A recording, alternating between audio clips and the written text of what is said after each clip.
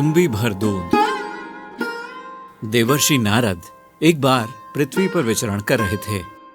सब कोई जानते हैं कि नारद जी ज्ञान, भक्ति और वैराग्य की परम निधि हैं तथा तीनों लोकों में उनकी सर्वत्र गति है।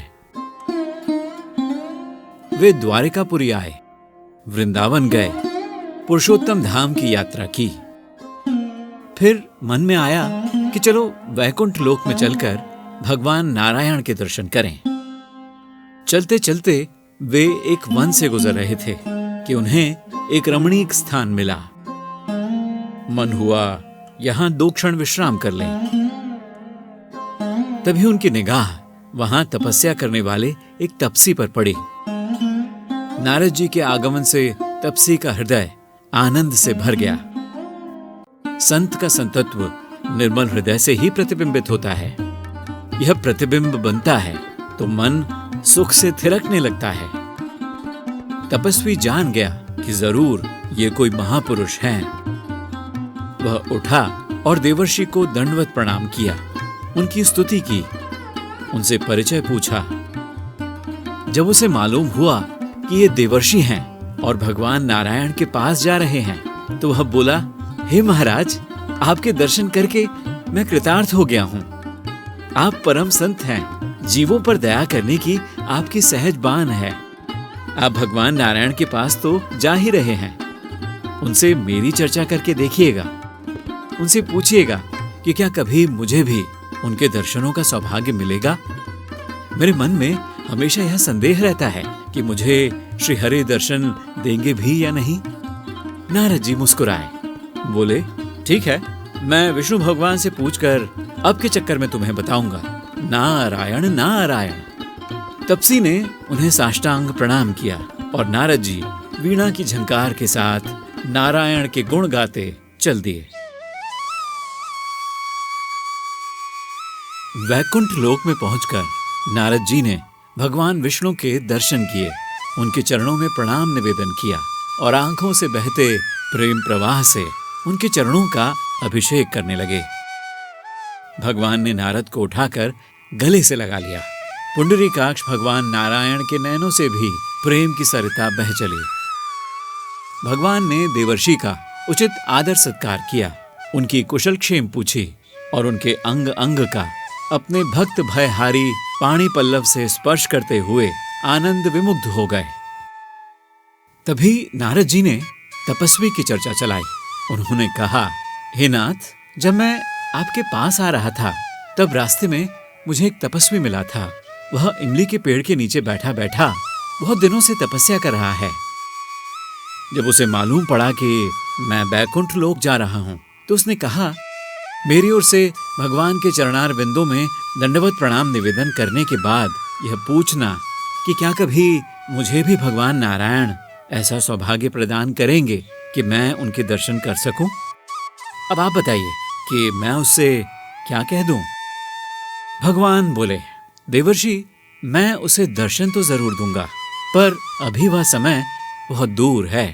देखो, उस इमली के वृक्ष पर जितने पत्ते हैं उतने जन्म जब बीत जाएंगे तब उस तपसी को मेरे दर्शन प्राप्त होंगे। उस समय मैं स्वयं उसे तूमा भर दूध पिलाकर आनंदित होऊंगा। विष्णु लोक से विदा होकर नारद जी हरिगुण गाते, वीणा बजाते, घूमते फिरते तपसी के पास पहुंचे तो उनके दर्शन करके वह खुशी से उछल पड़ा। नारद जी के चरणों को दोनों हाथों में समेटते हुए उसने उत्सुकता से पूछा, क्या समाचार लाए हैं महाराज? भगवान ने क्या कहा? क्या कभी वे मेरे ऊपर कृपा करेंगे? नारद जी ने निराशा से कहा, दर्शन देने की बात तो भगवान ने कही है, पर वह समय अभी बहुत दूर है। उन्होंने कहा है कि उस इमली के पेड़ पर जिसके नीचे बैठा वह तपस्या कर रहा है, जितने पत्ते हैं उतने जन्म व्यतीत हो जाने पर उसे दर्शनों का सुयोग मिलेगा। भगवान ने यह भी कहा है कि मैं तब तुम्बी भर दूध उसे अपने हाथों से पिलाऊंगा। तपसी ने खुशी में उन्मत्त की भांति नाचते हुए कहा, भगवान दर्शन देंगे, यह भरोसा मुझे चाहिए। इसके लिए जितने भी जन्म उन्होंने बताए हैं उनसे दुगने भी यदि बिताने पड़े तो मुझे कोई चिंता नहीं। भगवान मेरे यहाँ आएंगे, मेरे लिए स्वयं तुम भी भर दूध लाएंगे, मुझे अपने हाथों से पिलाएंगे। आहा, मैं कितना सौभाग्यशाली हूँ नारद जी। तपसी नाचने लगा, आनंद में रीझ रीझ कर भगवान की करुणा और दयालुता के गीत गाने लगा। जहां तहां जमीन में सिर टिका टिका कर भगवान को प्रणाम करने लगा। लता वृक्षों से लिपट लिपट कर वह उनसे कहने लगा, सुना तुमने, नारद जी कह रहे हैं कि वे आएंगे, वे जो अगम अगोचर हैं, योगियों के लिए भी अलभ्य हैं, बड़े बड़े ऋषि महर्षि, ज्ञानी ध्यानी, जिनकी एक झलक के लिए कोटि कोटि जन्म बिता देने पर भी निराश ही रह जाते हैं, वे स्वयं मेरे यहाँ आएंगे, मेरे लिए तुम भी भरकर दूध लाएंगे, मुझे स्वयं अपने हाथों से पिलाएंगे। आहा, कितना अद्भुत है मेरा सौभाग्य, कौन है मेरे जैसा बड़भागी। नारद जी उसकी ये हालत देखकर चुपके से खिसक लिए। वे समझ गए थे कि अब यह किसी काम का नहीं रहा, न तप कर सकता है, न नियम संयम। इसके पास अपना कहने के लिए कुछ रह गया हो तब ना। अब तो यह तब तक इसी तरह उछल कूद करता रहेगा जब तक शेष शाही इसे अपने अंग से नहीं लगा लेंगे। और सचमुच उस बेचारे तपसी की स्थिति प्रतिपल असामान्य होती गई। वह भक्ति के रंग में ऐसा भीगा कि जब तब नियम संयम सब उससे बिसर गए। शरीर संस्कार तक का होश न रहा। कितने दिन बीते, कितनी रातें गुजरी, किधर वर्षा आई, किधर वसंत खिला। इन सब से बेखबर वह केवल उस भरोसे के सहारे सांसों की तरंगों पर तैर रहा था जिसे नारद जी उसके हाथों में समा गए थे। वह पूर्ण रूपेण भगवत परायण होकर प्रायः मौन मुग्ध पड़ा रहता। उसकी समस्त इंद्रियां मन में ही समाहित थीं और मन समाहित था सजल जलद नील कांति से अभिभूषित भगवान विष्णु में। यों तद्गत भाव से लवलीन पड़े पड़े तपसी को कितना समय बीत गया कोई पता नहीं। तभी एक दिन उसे अनुभव हुआ कि किसी ने उसे उठाकर बैठा किया है और उसके होठों से दूध का पात्र लगाकर कह रहा है, लो दूध पी लो। बिना खाए पिए भी भला कोई यूं पड़ा रहता है।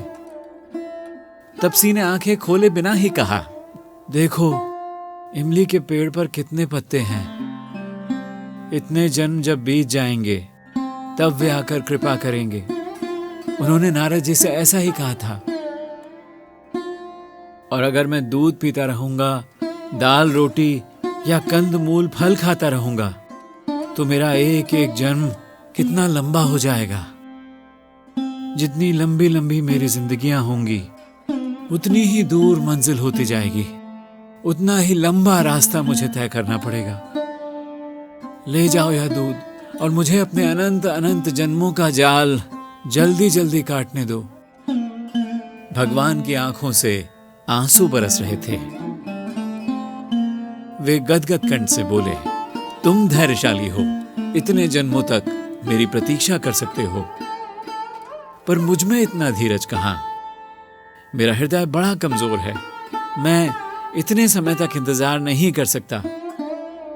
आंखें खोलो, देखो मैं तुम भी भरकर तुम्हारे लिए दूध लाया हूं और अपने हाथों से पिला रहा हूं। तपसी की आंखें अनायास ही खुल गईं। रूप और रीझ की अनंत निधि उसके सामने गीली आंखों में मुस्कुरा रही थी।